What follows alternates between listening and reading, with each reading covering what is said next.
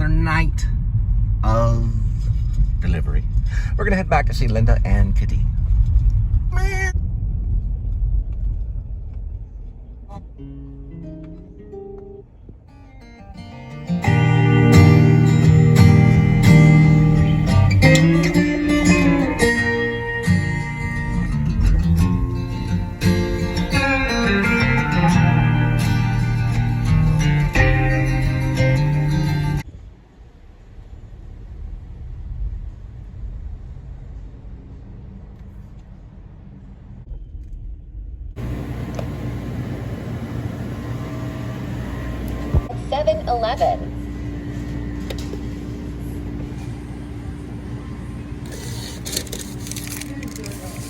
All right, looks like it's throwaway sandwich moment. I guess around this time. Got 2 turkeys, one with ham and cheese, the other just turkey and I believe it's tomatoes and lettuce. And a couple of those little tiny, I don't know what it is. It's like a,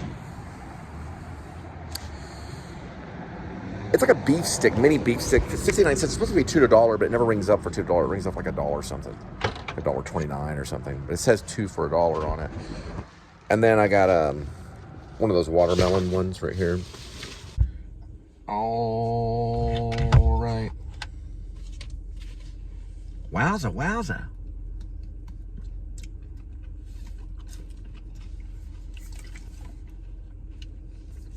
There's a little Red Bull. I don't really believe in the whole Red Bull's bad and evil and demonic. That's like saying espresso is, you're going to be like a demon if you drink espresso. Not the same thing. There's been sermons on it.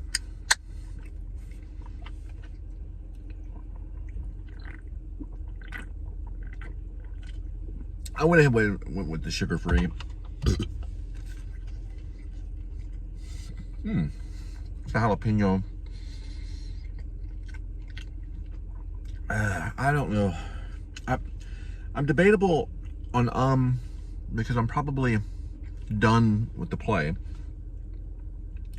This would be like the second part of the play, which would probably be called So it goes from to But there's nothing worse than being ready to transcribe it from the notes into the computer and have some type of update or some kind of craziness.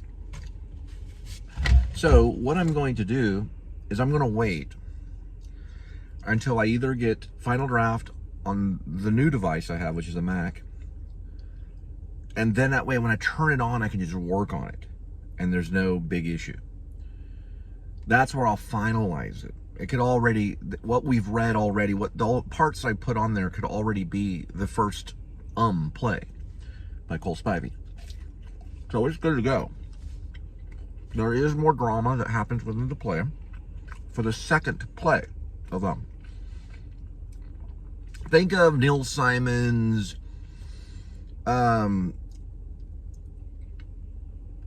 memoirs, okay? Brighton Beach Memoirs was one thing, Biloxi Brews was another kind of extension of that same voice. Christopher Durang did, ow.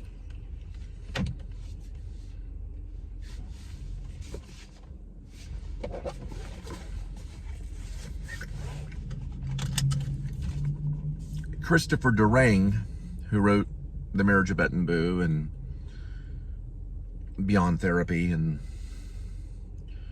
Sister, whoever, blah, blah, blah. Those were all kind of the same voice too. So yeah, it's called but it's also the second part of it somewhere in there would be called The actors will figure it out, the directors will figure it out, they'll all figure it out. There's no rush on the whole thing. It's already written. So we'll wait until we can, so for now, I've been, if you didn't notice, if you watch my Facebook, or if you go to my Facebook, you'll know there is a constant book or novel, fictional, yeah, it's fiction, novel, and now there is a communication going on, very Mick Herron, Jackson, or was it Jackson Lamb? What's his name? Whatever his name is, Lamb. Is it Jackson Lamb? No, it's whatever his name is. And there's River Cartwright and Slow Horses. So there's kind of this communication, I guess it's bogging around in my head that I'm hearing. And I've read some Mick Herron. He's good. I think he takes a little from Bunyan, John Bunyan. It's my own personal thing. Why does he use the word slough? Do they all go and talk in England like slough? Which basically just means slow. The Slough House is the department for the MI5. This is something that's not organized. Not the structure of the book. That's all opinion. That's for the critics or the a-hole college professor from Georgetown or whoever it is that's going to make comments about why this cannot be literature. You know, who cares? It probably is. What I mean by disorganized is the unit. Okay, I'm going back into the fiction. The unit of Doc Shelby and what he represents is, some would say, a criminal undermined or criminal underground or underground empire, right? Some would say that. Some would say it's just a simple militia. Okay? That Doc Shelby, who is a little person, meaning he's, to be unpolitically correct, they'd call him a midget or they'd call him a dwarf. Probably a dwarf is what they would call him because he's a dwarf. He's not a midget. There's a difference. But he doesn't like the name midget. It's like calling someone from Israel or from someone from a Hebrew person and making jokes about July, okay? Or June or July, okay? So Doc Shelby, who's a little person, dwarf, has this moment where he organizes a small platoon, and this is very wild pitched, an organized platoon, basically finding these people behind a 7-Eleven, you know, like right over there, and then basically taking them to a training ground and giving them code names and making one of them like a Chris Kyle, you know, and then training them to do this thing with his dog, which is like a snare, because he absolutely is angry. But not only society, but he just wants revolution. He just wants anarchy almost. And this extension of Doc Shelby, of what he wants, he has found this other student, probably someone that was down and out, called the Snowman, which is Jed Wilson. Very simple name to remember, Jed Wilson. And Jed Wilson is stuck out in Alaska to find these other people, like in Fairbanks. And this is all coming from television. And I don't care. Stephen King can read 20 hours a day and then write for 3 days straight. I don't care about the literature or the what's called literary merit, because I don't believe in literary merit. I think the story comes from Spiritus Mundi, just like W.B. Yeats, or something that we don't understand. And then we tap into it and we continue on. So we'll continue on with a dialogue between Doc Shelby and, of course, the one and only Jed Wilson, known as the Snowman. He also has a few other code names. They all have like nicknames. Very John Bunyan. You read John Bunyan. And I don't mean Paul Bunyan, I mean John Bunyan, who wrote Pilgrim's Progress. Now, we have many different characters that are established in Rib or Dog Night Out. Already these people are going to be affected by this uprising revolution within this fictional story. And every single one of these characters are going to be affected in some way. Some may have may meet their demise or their end. Some may be part of the revolution. Some may be observing the revolution. Now, we do have another protagonist character that we have not returned to yet because we're not ready to. And that's the officer that's on administrative leave with the dog. I don't remember the dog's name, but it's like a real kind of common name for a dog. Those two are the very Mad Max beyond the Thunderdome. You know, I sound like Quentin Tarantino, but I don't care. very Mad Max Beyond the Thunder, or Mad Max, just Mad. I just like Mad Max the Road Warrior. I like the Road Warrior, not Beyond the Thunderdome. That gets too post-apocalyptic. We're not that stage yet.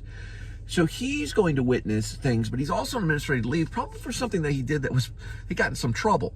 So he's kind of, in a way, maybe kind of on the run. So you got this officer character, this cop, that's no longer hanging out with his buddy cops, and he's taking this dog, and he's kind of on the run. So he'll be affected too. And then the whole thing will turn into like the survival. I think, I don't like the movie Purge. I'm not a big fan of Purge, but it's a good example to use on what kind of starts happening within the context of the circumstance or the environment of the characters. And the super line, or the super objective, the through line, will be probably survival. Now, I haven't seen Civil War yet with Kirsten Dunst and Jesse Plemons. I haven't seen it yet. But that may have been the reason why I've kind of gone into it, because I haven't had a chance to see these things, so I kind of explore it in my own mind. So anyway, we'll stay in the whole Alaska thing for a while. I like it. I like talking about the cold. I lived in the freezing sub-zero cold in Maine for quite a bit of time. I know how things are. I know how they need the diesel heaters. They call them the buddy heaters. There's plenty of van dwellers and things like that you can get information on about how these people survive and stuff. And we will continue that. And occasionally, in a blue moon, every once in a while, we will do a reading of it. Now, every night so far, if you follow my Facebook, which is connected to this, go in the description, to this YouTube channel, Cole Spivey, you will be directed to the Facebook if you want. You don't have to, it's not gonna really, I don't think if you really pump on like a hyperlink, or I'm sorry, click on it. Listen, I am horrible about syntax and using proper terminology. I'm pretty bad about it sometimes, but sometimes I get it. But it's a hyperlink. I don't know if the hyperlink will take you to my Facebook, but you just put my name in. It's a black and white photo, and you'll see every night, chapter 29 last time, there'll be a new chapter in that chapter, and you just follow along. And you just can go through my pictures and photos. You'll see every once in a while I'll post a Please Subscribe show, photo fancy. Call it whatever you want. It's like a photo collage. It's not even really a collage. It's just a photos of behind the scenes, maybe, or possible thumbnails of the show. That would be posted. Possibly maybe something about David Bowie or David Lynch, or maybe something about God, or who knows. You know, maybe something about scripture or something. And then you'll see something that'll say chapter. Or you'll see something that'll say rib. Something I'm working on. It'll say something like a book I'm working. Okay? You can look at that and you can follow the chapters nightly. And do whatever you want. Now, I've gotten a lot of feedback with Fiction Press. Well, not a lot, but to me it's a lot. People saying, hey, I like this description. I like this, blah, blah. This is all connected also. Unfortunately, right now, I'm not currently going to be adding on to Fiction Press. I don't think so. I think the best thing to do is just to take my prose and just to put it on Facebook and leave it alone. All right? For right now. And then you'll also get the vlog. Okay? Vlog not over yet.